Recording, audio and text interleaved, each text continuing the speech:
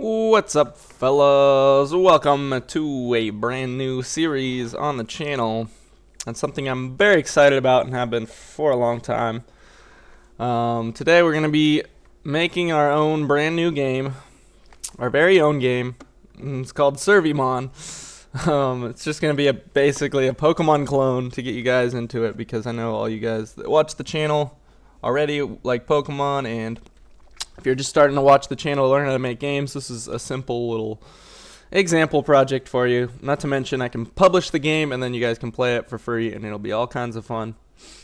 So without further ado, we're on VS Code. Hopefully you guys watched the little prep series I made, 5 videos on just basic game making stuff. If not, go check that out if you want to try to follow along and do this yourself. Or otherwise you can just kind of watch it and watch me do my thing.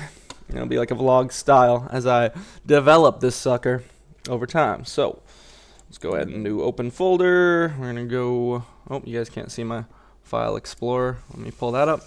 Alright, now there you go. We can see I'm in my VS Code folder from before. Let's make a new folder. We'll call it Servimon. And we'll select it. And I trust the authors, of course. And same as last time, we'll make a quick index.html file, and we will do this. We'll call it Servimon. Oh. And we'll add in a style sheets. I know we didn't use the style sheets last time, but then we'll make the style.css, and then we'll add a script. And we'll call it, once again, we'll call it base script, just to stay consistent. .js.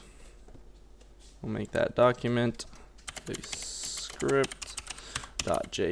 And if you haven't already installed a live server, so you can pull it up like this.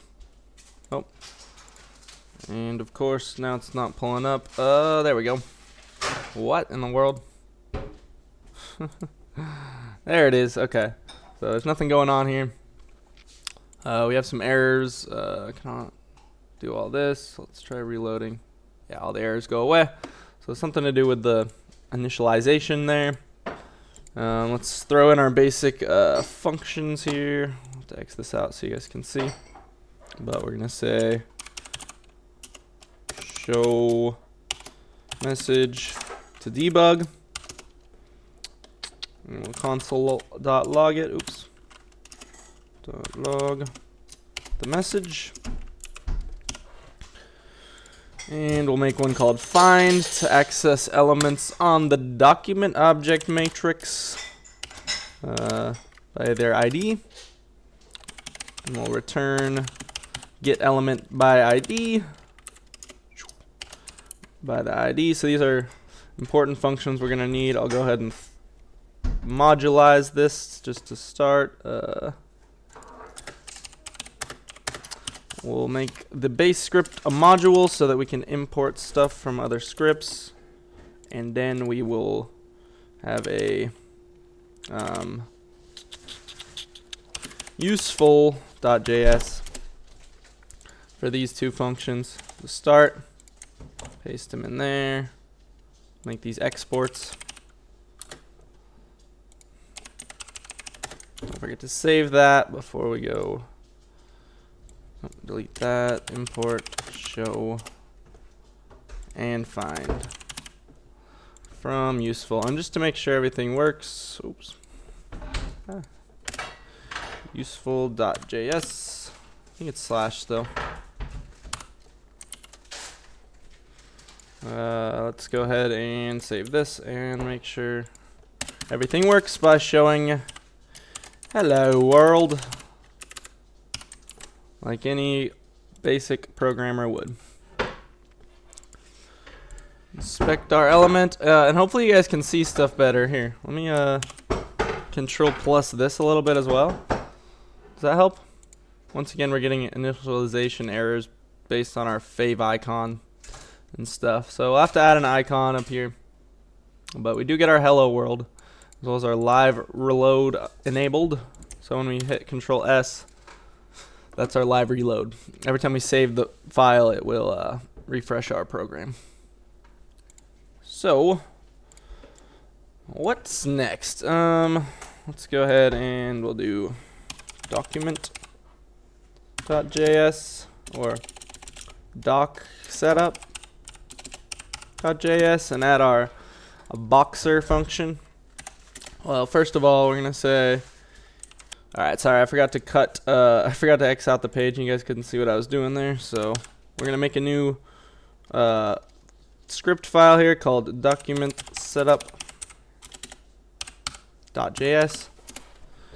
And first off, we have to kind of do our initial setup. So anything we want to have happen in these other scripts, we have to export them as a function and run them in our base script. So let's make one called init setup. And no parameters there, because it's just gonna be, say, let body document.body. It's our first line, and then we'll say let container equal document dot create element, making our first actual element. Of course, it's not attached to anything. Oh, and we're gonna make it a div. Say container.id is container. Give it some, container to give it a name tag, basically, to refer to it later with the find function. Next, we're going to append it. So body.append child, attach the container to the body. And then we'll go container, let's say, let cs equal container.style. I'm gonna have to mess with the style a bit. Okay, cs.width is a certain amount of pixels. Let's do 1,000 pixels. This is to be in quotes as well. Nope, we forgot our semicolon. You can get away with no semicolons in this, and it is faster, but just to get yourself in the habit, I would do semicolons for everything. Height is correct, and then you do this. You can select like this, top, or you can double click the word. Just little shortcuts when you're coding and replacing a lot of stuff. So the height is going to be more like 800. I don't know, it might be wider. You can kind of set this stuff based on people's device width, and that's probably a better way to do it. But for now, I'm just trying to get something that I can deal with visually. Let's go like only 100 on the top and the left. Of course, we have to make this position absolute for any of this to show up properly. Otherwise, it'll try to display like a paragraph, like a regular website. And then we can set a background color of just like dark gray. Alright, let's see if this shows up now. If we import this init setup, and then run that function, calling it in this guy, we're gonna run init setup. Alright, so this is like from last time, our initializer and our run function, like stuff that starts the program and stuff that continuously runs through the game. So let's open up our live server, and we got our container here. If we inspect it, indeed we have container and all of our parameters we set for the style. So we did that right, that's good. I'm getting all these errors. I would ignore these for now. They all go away once you refresh, so something to do with the live server initialization. I'm going to go ahead and make this a little bit wider. Maybe try 1600. Yeah, that works. Okay, so this will be my initial game thing. Let's actually move it up a little more. Let's go 50 for the top. And typically I would just Control S, but for you guys to see, I have to kind of close the window every time. Alright, that looks great. I know it's a little bit wider on this side, but we can always shrink it down and stuff. There's plenty of room for my current display. So we got our container. Let's make it look a little bit better. Let's say cs.border. We'll give it a border. And you can kind of add the border all at once, like 3 pixels solid black or whatever. And save that and open the live server. And now we got ourselves a little border. So this is just basic CSS/HTML visual stuff. You gotta learn the functional. You gotta learn the functional. You gotta learn the functional code, and you gotta learn the visual part of the code. And if you can do both, that's great. A lot of teams of game developers, one person's doing all the visual, one person's doing all the style, and you're just kind of, or all the functional, and you're just kind of writing basic code, and then the engine can kind of translate that into whatever. And a lot of game engines are cool, cross-platform. They can display stuff in all different kinds of ways, just writing instructions to the graphics card itself. And so obviously every graphics card is different, but they kind of use the same basic instructions. So if you write actual shader code, you can make your own game engine like this. But the container is not enough. Obviously we have to make a start menu. So all this stuff here is fine and dandy. Let's copy it all, and we're gonna say export function div maker. I usually call this function boxer, but really we're not relying on boxes. We're making divs that, you know, could be squares, but mostly they're going to be filled with images. So the basic element is a div. So let's paste all this in. We don't need to deal with this. Let's say we need a parent element, or a parent ID, really, is what we're going to feed in here. Which means we are going to have to import the find function. Find from useful. So we don't have to type out document.getElement by ID.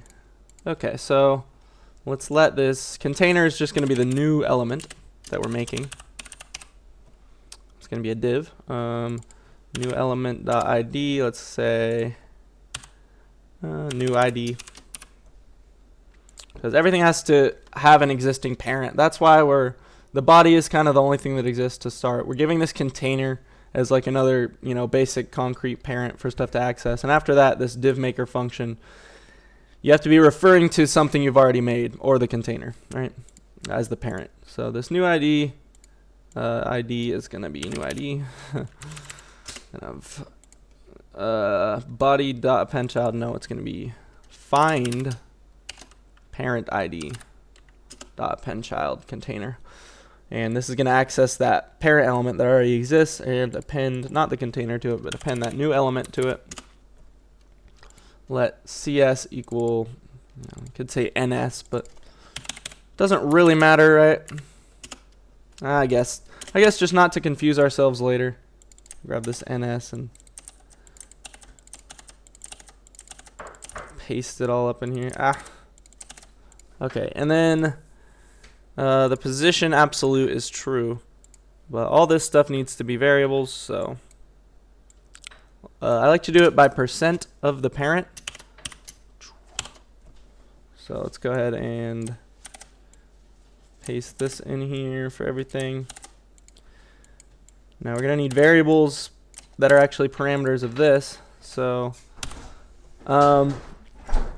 yeah, you could make other elements other than a div, but almost everything I'm going to be making is going to be a div. So you also make images and insert them into divs. For all effects and purposes, I don't need any paragraphs, headers, and all the other types of HTML tags. I'm just going to be using divs. So the next parameter is going to be width, height, top, left. Okay, and I know it's a weird order because I'm doing horizontal, vertical, vertical, horizontal, but that's just always how I've done it. And we'll add these here so that if we put in 10 or whatever, we'll get 10% of the parent for these values. This is how we did it in the tutorial. The background color should be another parameter. Color. But we didn't have that, so it's going to give us a weird suggestion before we put the parameter up in here. And the border, let's not have the border in here. That's kind of a special circumstance. So div maker, we can make a little test div in the base script. Let's definitely import div maker. And we will say div maker. So what is the only existing parent really? The container. We'll say green square, just to test stuff out. Wait, we need to actually, I think, save this in order to get the suggestion parameters. Is it not going to give us suggestion parameters? Container, green square, width. Let's go 10 by 10. Oops. 10 by 10. And we'll put it at 45, so it's halfway through, and we'll make it green.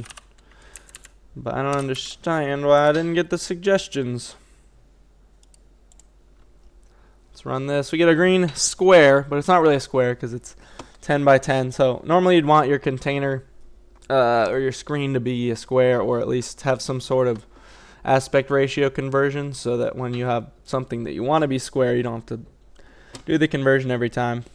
So let's just do that. What's our conversion factor? Is 2. Oh, here, let's mix this out so you can see. 1600 by 800. And so yeah, we could do this by div maker, and then we'll just throw in like a stupid little if statement here. If parent ID is container, then width equals width over 2. I mean, I don't know. It's a stupid way of doing it, but now if we put in a square value, this will actually be square. Of course, the width is the wrong amount, so you wouldn't do this.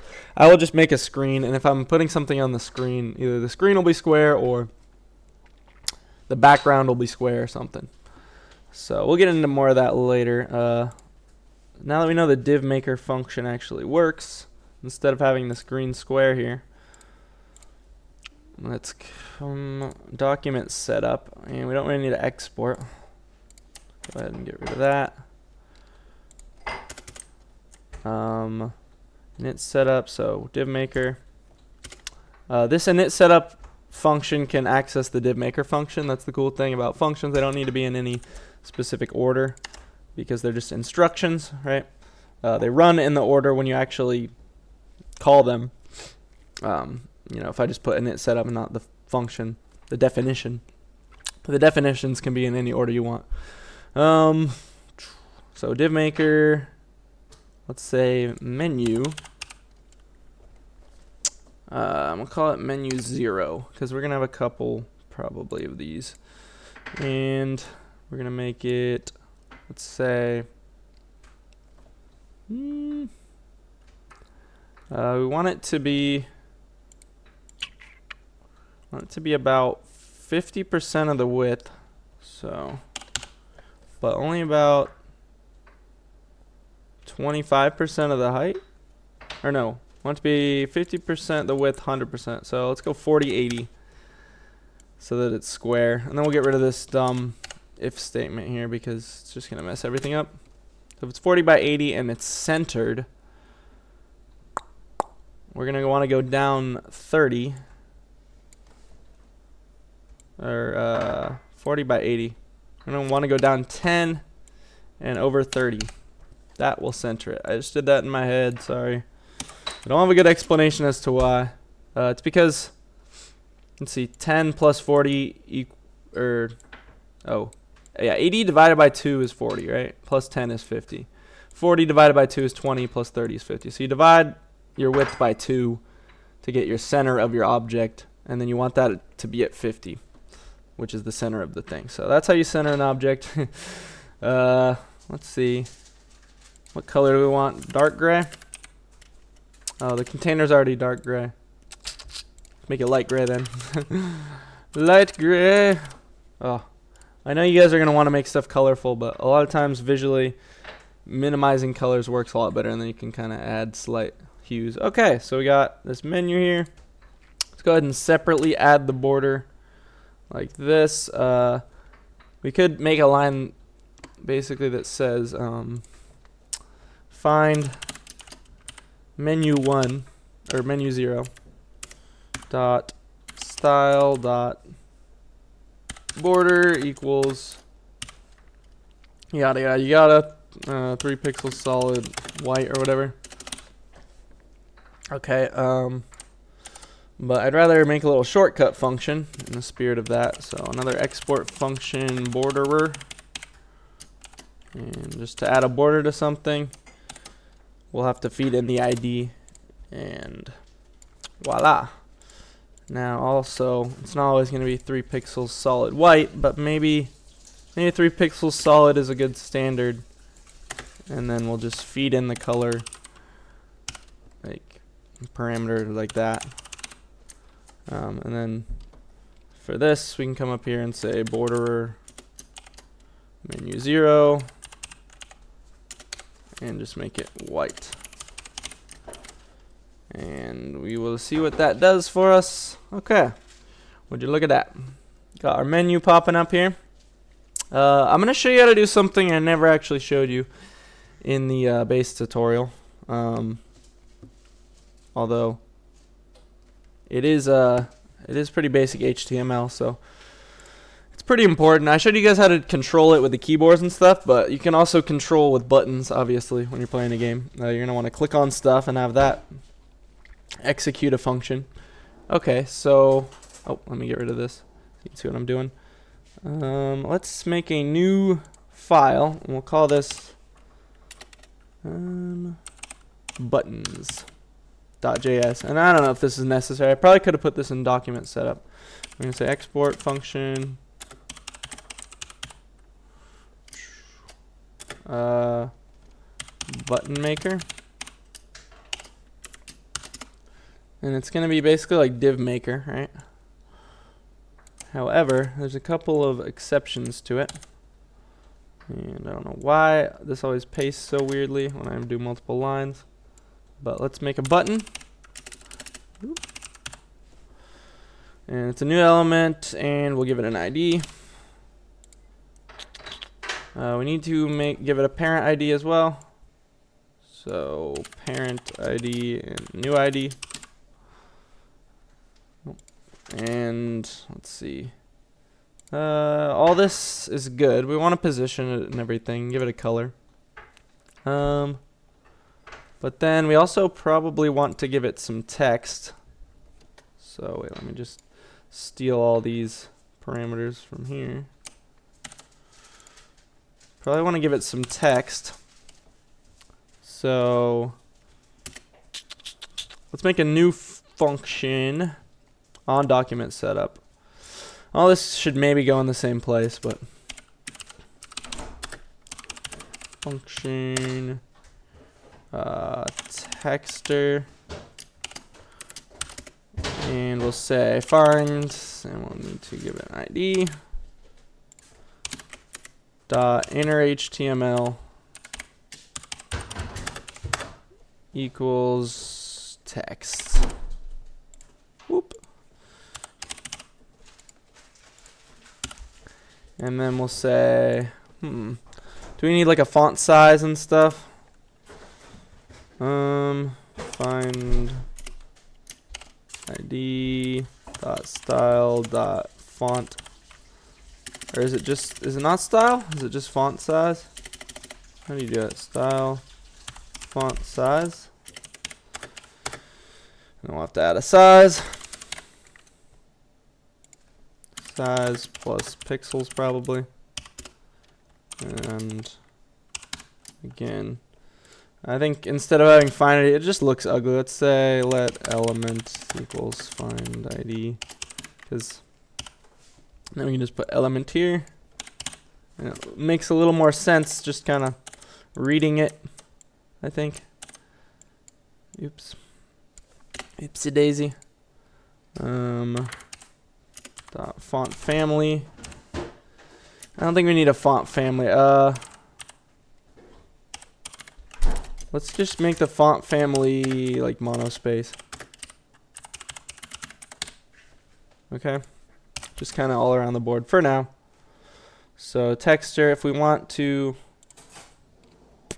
import that to button maker, I don't know. I don't know why I'm organizing it like this right now, but we'll work around with it as we always do. Texture, let's say texture when we're making our button. Of course, we're not getting our suggestion parameters, so we're just gonna have to remember. Let's say text and size.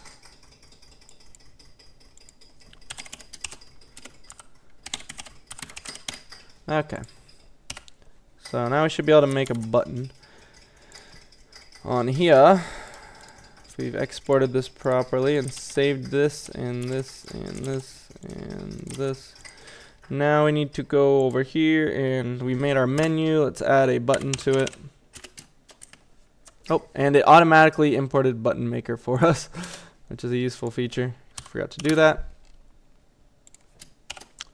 Alright, the parent ID is going to be menu 0.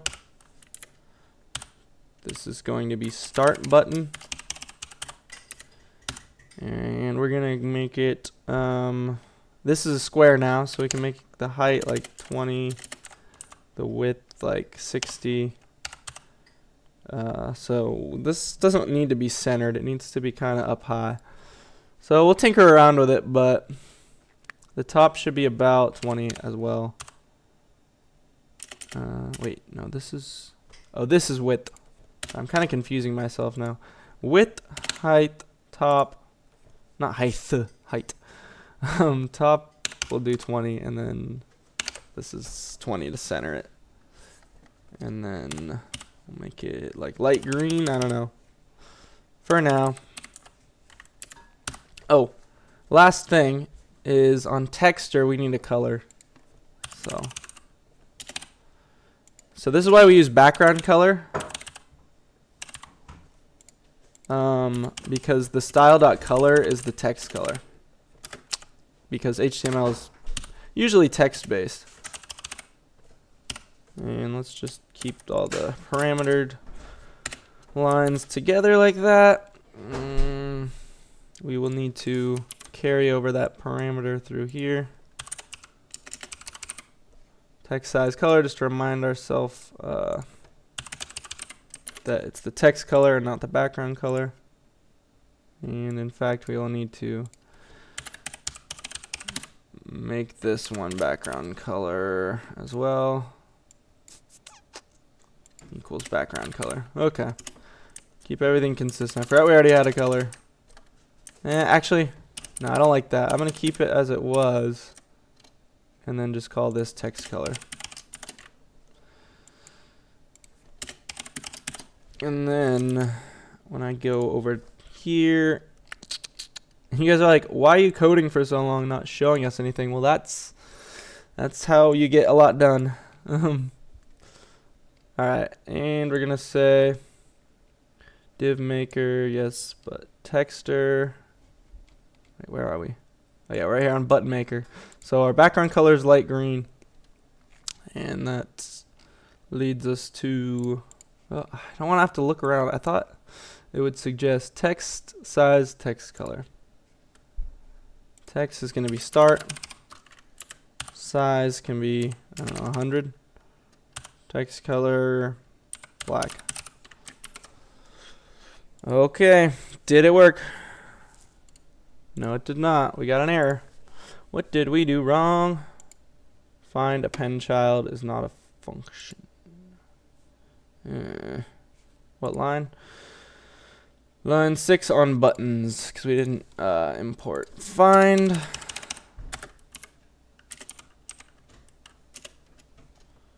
Very nice. Easy fix. Oh, sorry, this is all I did is I came on buttons and I added find. Voila, we got our start button. And we click it, nothing happens. Oh, we don't really have errors, but nothing happens when we click it. So we'll get into that next episode. What actually happens when you click start. But for now, this is what we got for our game. Appreciate everybody sticking around to the end of the video. Next time, we are going to figure out what the heck this start button does. And we're going to load up the whole next part of the program. But anyway, in the meantime, leave a like if you enjoyed. Leave a comment. Let me know if anything I did confused you. Just give a quick review in case you want to try to copy any stuff or you missed anything useful. Document setup is kind of our biggest for now because that's all we're doing. Hopefully you guys can see the code better now. Made it bigger. Button maker, all the different parameters. And the base script, all it does is init the setup. I'm going to get rid of that line as well now. Okay. So yeah, subscribe to the channel and have a good day.